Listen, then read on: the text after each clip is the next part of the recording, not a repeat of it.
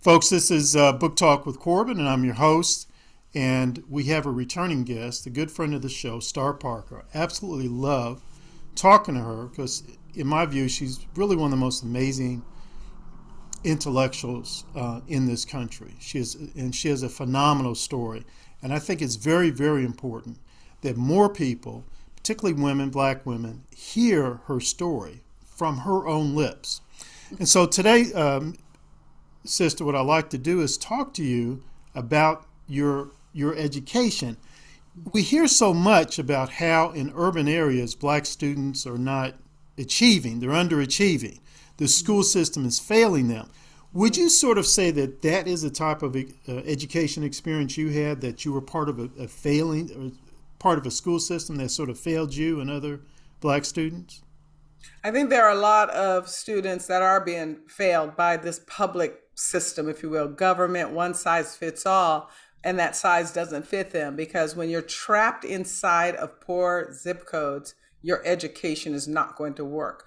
When you only have one option, it doesn't necessarily work for you. It's like if we only have one place we get a hamburger, that hamburger might not be all that good. And that's what's happening in education. So you have places in our society where the educational system is 100% failing folks that live there. And the challenge before us and the work that I focus on is that everything in that community is also broken, including their families. So that's a challenge. So now with my personal experience, because another thing that liberals try to pretend is that black experience in our country is a one size fits all. And it's absolutely not true. In fact, people are astonished when they find out that 90% of African Americans graduate high school because they think we're all a bunch of criminals. And that only 1 in 5 is actually what we consider poor. So we have our unique stories. Well, my story is that I just simply got lost. My dad was in the military. He left the Jim Crow South and joined the Air Force. And so you could say he was an absent father, but he was married to my mom, who was his sweetheart. And they had 5 children. And we grew up in the time when people were reading books, I'm okay, you're okay, and you can do whatever you want to. So it was during the time that the country was moving away from its traditional values and into a subjective, secular, who cares environment. I'm okay, you're okay.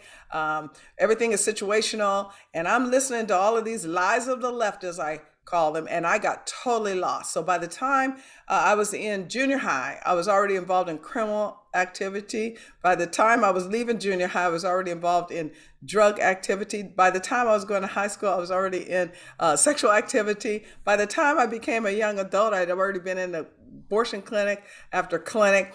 And I barely graduated high school literate, frankly, because of my life patterns and the things I was choosing to do instead of going to school. And the challenge for blacks at that time, and we still hear it today, is these liberals and these progressives, because it's so embedded in them that we can't learn. You know what Bush called it when he got here? He said, this is the soft bigotry of low expectations. And so there was an insistence that, well, they can't learn anyway, so why even bother to try? So I was never even motivated to go and try to learn. And in fact, my high school counselor was making excuses for my misbehavior by telling me it was because of what my ancestors went through. So I bought all those lies because who wants to go to class anyway? And my parents were basically absent and they were not religious whatsoever. So it didn't really matter what we were doing, what I was doing in particular. And so I didn't go to class and there were excuses, but I did get a diploma. I could barely read it at the time.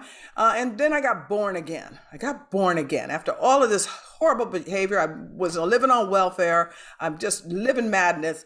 And then someone introduced me to Christ. And when they did, my life turned around. And that's when I went back to school. So it's a long answer to your short question. So I went to college and I ended up with a degree in marketing and international business. So that's my background that I then didn't know that would transfer into some of the things that I knew God was calling me to do, which was to try to get the people that were where I was then out of that, to understand that the answer to poverty is freedom. It's personal responsibility. It's not a welfare state. So stop listening to the lies of the left and you can pull your act together.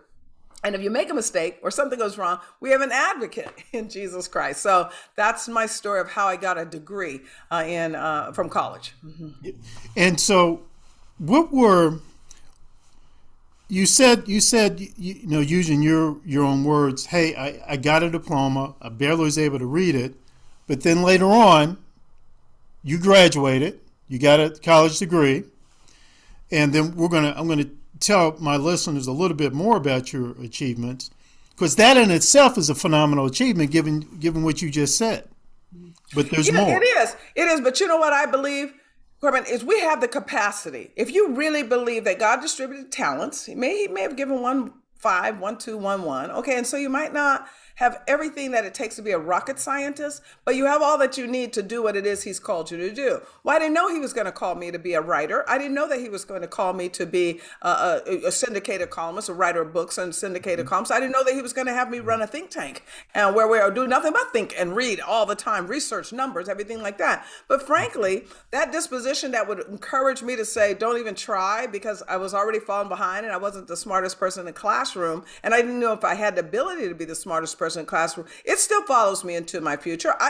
It took a lot to get through college because didn't learn the King's English. I was so dismissive about what they were trying to teach me in high school that then I had to catch up. And that meant burning midnight oil. That means working harder. And I had to do that. And so are there some in our society that have to work harder? Yes, they do. Especially if you have a lot of odds against you. Your dad left the family, your mom is on crack, you just don't have anything that's working in your life, does not mean that you can't still accomplish. And in particular, in our ancestry, we saw it all the time. In fact, Henry Louis Gates, just a few years back, found the first it's a novel, the first in the history of the world autobiographical novel from a former slave. And the thing is so brilliant. Found it in the archives it was on auction, but it was in the archives of Howard University forever. But they're so left wing that they're not going to bring out that kind of brilliance to teach people that even in the worst situation, you can still excel. You can take all that you have around you. And especially now, we really have no excuses because we have computer, we have cell, we have, the ability to tap into the world. So yeah, it was difficult. I'm not even going to pretend that, it was smooth sailing because I kind of figured it out. I had to study economics to get a marketing degree. You have to know economics. Well, at that point, I didn't even know what economics was. I had to look it up. You had micro and macro. So, you had to do these things. You had to study accounting. Come on. But I knew how to figure things out when they put it on 33% off sale. So I knew I could do accounting because I like sales. So it's in them. It's in you. It's in everyone. You just got to want it bad enough to do what it takes to get it. And this would be my last question and comment. This is why it's so important. And I know you're not going to say it. You're humble, but I'm going to say it.